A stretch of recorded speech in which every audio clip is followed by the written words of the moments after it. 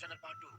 First part में हमने देखा था कि किस तरह से भूल भुलैया से मेज से निकलने में बच्चों को कई साल लग गए। इसमें उन्हें अपनी जान से भी खेलना पड़ा और जब ये सब के सब बाहर आ जाते हैं तो इन्हें पता चलता है कि जिस ऑर्गेनाइजेशन ने इन्हें मेज के अंदर रखा था उसका नाम विकेट है और यहाँ से अब इन्हें कुछ नकाबपोश हेलीकॉप्टर में अपने साथ ले जाते हैं। हमें अतीत की कुछ झलकियां दिखाई जाती है जहाँ पर दिखाया जाता है कि थॉमस बहुत छोटा है और उसकी मॉम उसे साइंटिस्ट एवा के हवाले कर रही है क्योंकि पूरी दुनिया में वायरस फैला हुआ है। यहाँ पे कुछ और भी बच्चे होते हैं जिनके पेरेंट्स अपने बच्चों को एवा के यानी कि विकेट कंपनी के हवाले कर रहे हैं और इसके बाद इन सबको मेज में डाला जाता है जहाँ से अपनी जान बचाकर अभी बाहर आए और तभी थॉमस की आंख खुल जाती है। दरअसल थॉमस ये सपना देख रहा होता है और हेलीकॉप्टर से इन सबको उतारा जाता है और पूरी सुरक्षा के साथ इन्हें सुरक्षित जगह पर ले जाने की कोशिश की जा रही होती है। और बाहर हमें ये दिखाया जाता है कि यहाँ पर एक इन्फेक्टेड आदमी भी होता है जो इन पर हमला करना चाहता है, लेकिन यहाँ पर चारों तरफ लोग हैं जिनके पास आर्म्स हैं, इसीलिए इन्फेक्टेड लोग इनके आसपास भी नहीं आ सकते। और अब जितने भी लोग मेज से अपनी जान पर खेल कर बाहर आए जिसमें Thomas, Teresa, Newt, Minho, Frypan and Winston, वो सब के सब एक सुरक्षित जगह पर है। यहाँ पर इनकी मुलाकात जेनसन से होती है। जेनसन इन सब बच्चों को बताता है कि तुम यहाँ पर पूरी तरह से सुरक्षित हो, यहाँ पर तुम तक विकेट नहीं पहुंच सकता जिसने तुम्हें उस मेज के अंदर डाला था, और ना ही क्रैंक्स। दरअसल बाहर की दुनिया में जो लोग वायरस से इन्फेक्टेड है उन्हें क्रैंक्स कहा जाता है और जिस वायरस से ये इन्फेक्टेड हुए हैं उस वायरस का नाम फ्लेयर है। और जब पूरी दुनिया में वायरस फैल रहा था तो ये सब बच्चे भी उसी जगह पर थे जहां पर वायरस का सबसे ज्यादा प्रकोप था,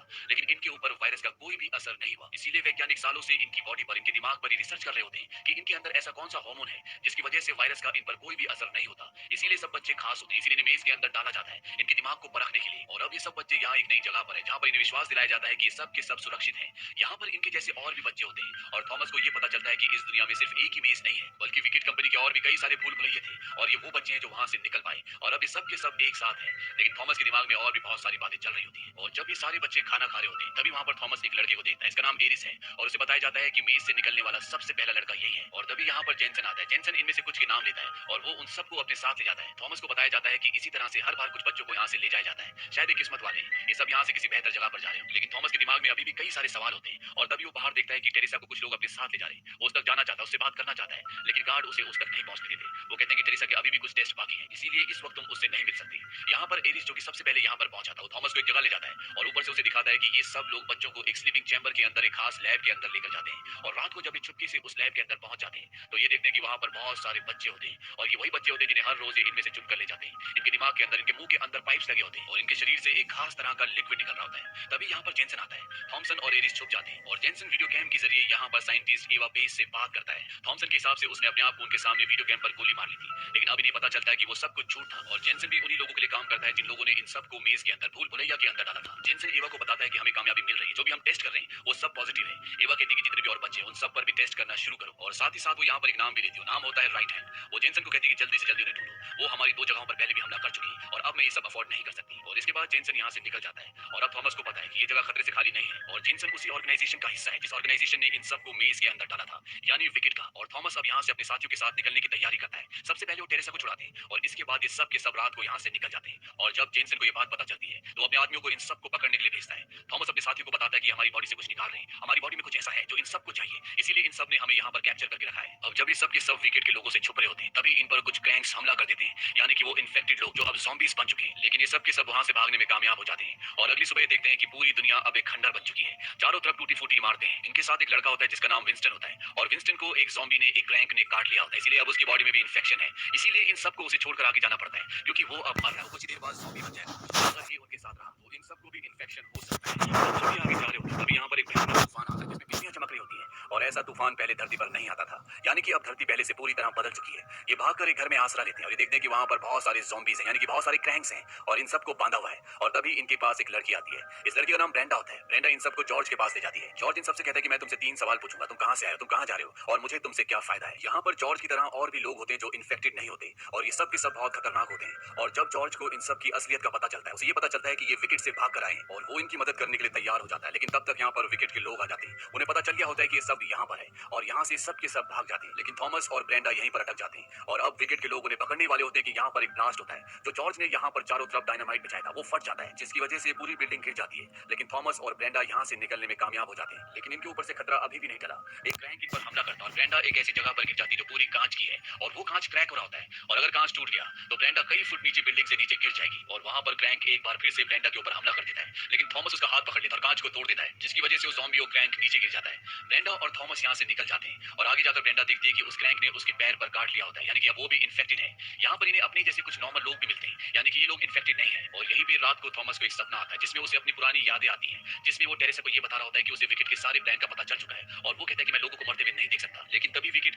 से अपने साथ ले जाता है। और यही एक वजह होती है कि इस कहानी के फर्स्ट पार्ट में मेज के अंदर थॉमस को और टेरेसा को डाला गया था, क्योंकि वो विकेट के साथ मिलकर काम करना नहीं चाहते थे। उन्हें उनकी सच्चाई का पता चल चुका था। अब थॉमस और ब्रेंडा अपने पुराने लोगों से मिल जाते हैं और यहाँ पर इन्हें उस आदमी का पता भी चल जाता है जो इनकी खबरें विकेट तक पहुंचाता है। इसका नाम मार्कस होता है और ये लोग इसे मारकर यहाँ से आगे निकल जाते हैं, क्योंकि अगर इसे पता है कि ये सब यहाँ पर है तो विकेट को भी पता होगा। और एक लंबा सफर तय करने के बाद ये चट्टानों के बीच में एक पुल को देखते हैं जहाँ पर बहुत सारी पुरानी गाड़ियां होती हैं। और जब ये आगे बढ़ते हैं तो इनके ऊपर गोलियां चलना शुरू हो जाती हैं। ये सब छुप जाते हैं। वहां पर दो लड़कियां आती है और इन्हें अपने गन पॉइंट पर ले लेती है। यहाँ पर इनके साथ एरिस भी होता है, वही लड़का जो सबसे पहले मेज से निकला था। और ये दोनों लड़कियां भी उसी मेज में थी जिसमें एरिस था। ये एरिस को अपने गले से लगा लेती है और ये बताती है कि हमें राइट आर्म ग्रुप ने बचाया। थॉमस कहता है क्या तुम राइट आर्म ग्रुप को जानती हो? और इसके बाद ये दोनों की दोनों इन सबको राइट आर्म ग्रुप के पास ले जाती है। लेकिन अब यहाँ पर बहुत ज्यादा लोग नहीं बचे होते हैं। राइट आर्म के ग्रुप का लीडर होता है, उसका नाम विंस होता है। विंस कहता है हमारे बहुत सारे लोग मारे गए। और तभी ब्रेंडा जिसे क्रैंक ने काट लिया था वो बेहोश हो जाती है, क्योंकि इन्फेक्शन अब उसकी बॉडी में फैलता ही जा रहा है। और विंस अपनी गन निकालता है, उसे मारना चाहता है, लेकिन थॉमस उसे रोकता है। वो कहता है ऐसा मत करो, मैंने इससे वादा किया था कि तुम हमारी मदद कर सकते हो। वो कहता है कि हाँ, मैं इसे मारकर तुम्हारी मदद कर सकता हूँ। और तभी यहाँ पर एक साइंटिस्ट आती है जो कभी विकेट के लिए काम किया करती थी और वो थॉमस को पहले से जानती है। लेकिन थॉमस को कुछ भी याद नहीं होता। वो साइंटिस्ट बताती है कि जब तुम विकेट में थे तो तुमने मुझसे कहा था कि अब मैं बर्दाश्त नहीं कर सकता, क्योंकि एक एक करके तुम्हारे सभी दोस्त तुम्हारी आंखों के सामने मर रहे थे। और इसके बाद तुमने हमें विकेट ऑर्गेनाइजेशन के कई ठिकानों के बारे में बताया। और यहाँ पर जो विंस है, जो राइट आर्म का लीडर है, उसे पता चलता है कि थॉमस इंसान है जिसकी वजह से इन्हें विकेट की इन्फॉर्मेशन मिलती थी और ये उन पर हमला करते थे। लेकिन थॉमस को इस बारे में कुछ भी याद नहीं है। और ये सब वो कारण होती है जिस वजह से विकेट ने थॉमस की याददाश्त को मिटा दिया होता है और बाद में उसे मेज में भेजा होता है। अब ये वैज्ञानिक थॉमस और ब्रेंडा को अपने साथ ले जाती है और वो थॉमस को बताती है कि शुरू में विकेट ऑर्गेनाइजेशन के जो मालिक थे वो नहीं थी, वो इस वायरस का इलाज ढूंढना चाहती थी। और तुम ही कुछ ऐसे बच्चे थे जिनके ऊपर वायरस का असर नहीं हुआ। लेकिन सबसे बड़ा सवाल ये था कि क्यों? दरअसल तुम लोगों के दिमाग में एक एंजाइम पैदा होता है जिसकी वजह से तुम पर वायरस का कोई भी असर नहीं होता। और अगर हमें किसी का इलाज करना है तो तुम्हारे खून से उस एंजाइम को अलग करना होगा और उसे इन्फेक्टेड इंसान की बॉडी में इंजेक्ट करना होगा। लेकिन इस एंजाइम को बनाया नहीं जा सकता, इसलिए तुम्हारी बॉडी से इसे निकालना होता है। और यही एक वजह होती है कि विकेट इन बच्चों के अंदर से उस एंजाइम को निकाल रही होती है। इसीलिए इन्होंने सबको एक लैब में रखा होता है जहां पर टेरेसा भी थी और इनके दिमाग में मुंह के अंदर पाइप इसीलिए थी क्योंकि वो इनकी बॉडी से एंजाइम निकाल रहे थे। और ऐसा वो तब तक करते रहेंगे जब तक ये बच्चे अपनी आखिरी सांस ना खोते। और इसीलिए यहाँ पर जो वैज्ञानिक होती है, जो थॉमस को सब कुछ बता रही होती है, उसने विकेट को छोड़ दिया था। थॉमस और मैरी की ये सारी बात टेरेसा ने सुन ली होती है। इसके बाद थॉमस की बॉडी से एंजाइम निकालकर ब्रेंडा की बॉडी में डाल दिया जाता है, जिससे वो पूरी तरह से ठीक हो जाती है। और उसी शाम को टेरेसा थॉमस को बताती है कि मेरी मॉम की मुझे आज भी याद आती है, वो भी इसी वायरस से इन्फेक्टेड थी। मैंने उसे कमरे में बंद कर दिया था, मुझे लगता था कि वो बहुत जल्द ठीक हो जाएंगी, लेकिन ऐसा कुछ नहीं हुआ। हर रात को मैं उनके चीखने की आवाजें सुनती थी, लेकिन एक दिन उनकी आवाजें बंद हो गई। और जब मैं कमरे में गई तो मैंने देखा कि उन्होंने अपनी आंखें निकाल ली थी। ऐसी पता नहीं कितनी कहानियां, कितने लोगों ने सब कुछ झेला है और मैं नहीं चाहती कि लोगों के साथ अब भी ऐसे ही हो। मैं उम्मीद करती हूँ कि तुम ये सब कुछ समझ सकते हो। थॉमस कहता है कि क्या समझ सकता हूँ? और तभी वो देखता है कि वहां से विकेट के हेलीकॉप्टर्स आ रहे होते हैं। दरअसल टेरेसा ने विकेट ऑर्गेनाइजेशन को अपनी लोकेशन बता दी होती है,